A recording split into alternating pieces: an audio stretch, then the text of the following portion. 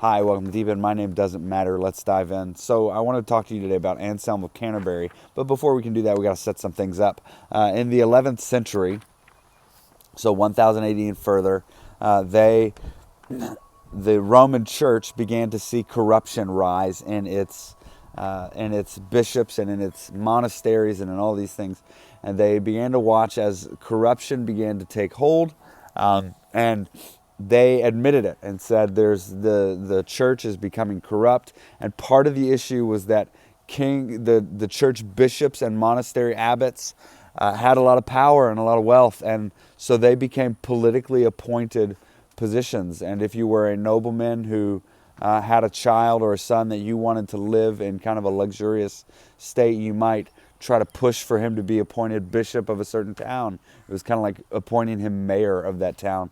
So the monks and some of the devout Christians began to kind of press against this and say, we don't want kings to be able to promote bishops and to control abbots. We want the church to be free from the state. And so this reform movement was happening where they were firing bishops who were political appointments, and they were firing these various leaders, and they end up pushing for a separation of church and state at that time. But it was really more a separation of state from church and allowing the church to rule over the state. And this is no more exemplified than when Gregory the Seventh, the Pope at that time, appoints or decrees that no one is allowed to appoint bishops and clergy except for the church, and the church being all that are under the Pope. And he's the only one allowed, and the church, other bishops and archbishops are the only ones allowed to appoint clergy. And this is the church is not ruled by the state. And the king, this was the kicker, the king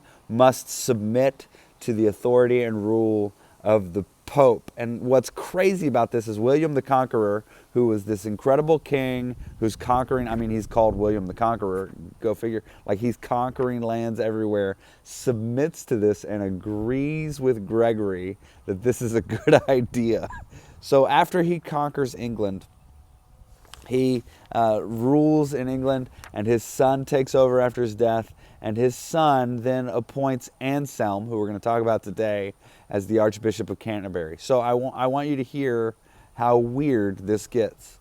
The Pope says no one's allowed to appoint bishops, archbishops, cardinals, nothing, except the church. Lay people can't do it, kings can't do it, noblemen can't do it. They're not elected, they are appointed by the church. So in order for a bishop to become a bishop, he has to be appointed by a bishop above him or by the Pope himself.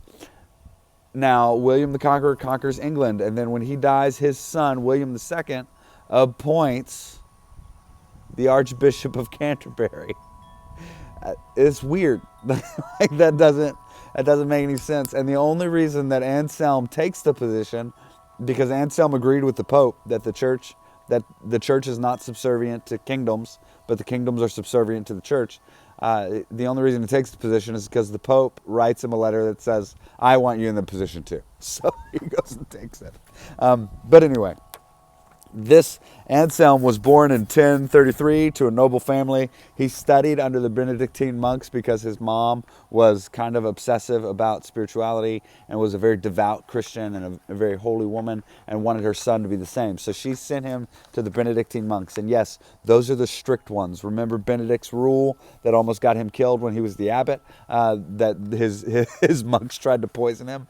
That was because of this. So he very devout, very faithful Christian who wanted spiritual disciplines for her son and wanted him to press beyond regular, normal, what was at the time kind of just nominal Christianity. She puts him to study with the Benedictine monks. He studies with them until he's 23. Then he moves to Normandy, France, the Bec Monastery in Normandy, France, and he becomes a monk at age 27. He spends 30 years in Normandy studying under the great scholar Lanfranc, Lefranc, I think Lefranc, but he studies under that guy for 30 years, and that man is the abbot of Bec Monastery in Normandy. And when that man dies in 1078, Anselm takes over as the abbot of Bec Monastery, kind of again, it's one of those stories where you're told that he takes over the monastery against his will. He doesn't want the position, but he takes it. And it's one of those stories in church history where we read it, and we have to read it with a grain of salt, understanding that it is only right and just for a man of God to be humble and to desire peaceful, quiet life, and to not necessarily want to be in a position of prestige, but it's not wrong for them to take it. And in the Middle Ages and in the medieval time period, which is what this is, there's a lot of reports of bishops and archbishops and things and abbots being forced to take positions. And you need to understand that forced just means at some point they expressed a hesitancy towards that. So he expresses this hesitancy. Now, Anselm is brilliant, and all the time that he's with Lefranc, he's writing all kinds of books and treatises, and he's studying philosophy, and he's brilliant. His mind is beyond most people. Even today, he is a brilliant philosopher. And in that time, when he becomes the abbot, he stays there for a short period of time before he becomes recognized by William II as this brilliant scholar, and he's recognized by the Pope as this brilliant scholar. And so William II appoints him as Archbishop of Canterbury, and Anselm says, "No, you're the king. I won't obey you. I submit to the Pope." And the Pope writes him a letter and says, "Please go take that position. Please go take that position." So he goes in and he takes the position, kind of reluctantly, but again, it's one of those, like, the Pope told me to do it, I'm going to do it. So he takes the position, and he becomes this incredibly powerful voice for what's called the ontological argument for God. And that is the idea that you can prove God exists simply through logic. God must exist, therefore he exists. And it's brilliant. His argumentation is extremely brilliant, drawing on the philosophy of Aristotle and Plato and the great philosophers. He also draws on the great theologians of the first 500 years of Christianity, the early church fathers, especially from Augustine, who, one of the four doctors of the church. He draws from Augustine especially, explaining that God must exist because without God nothing can exist that does exist. So he believed very firmly that if someone sought truth, that they would find Jesus. That if you were genuinely seeking to know and study and learn the truth, that you would find Jesus in the truth. And that is true. I just want to throw that out there. If you are seeking the truth, Jesus Christ is the author of truth. He is the way, the truth, and the life. He is all-consuming truth. And if you are seeking the truth, you will find truth in Him. You will find reality in Him. You will find life abundant in Him. You have only to trust in Him and know Him, and truth will be revealed to you. Now, Anselm argued that faith is the first step to understanding, not the other way around. You can't find faith, you can't find truth without faith. So you must trust in Jesus Christ first. Otherwise, all understanding is going to be skewed by a false understanding of the origin of truth, because Jesus Christ is the origin of truth.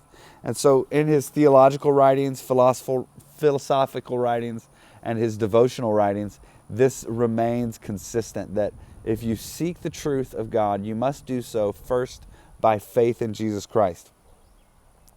Anselm proves to us a couple things in church history that we would do well to remember. One is that the intellect is not divorced from loving God. In fact, a strong intellect encourages love for God.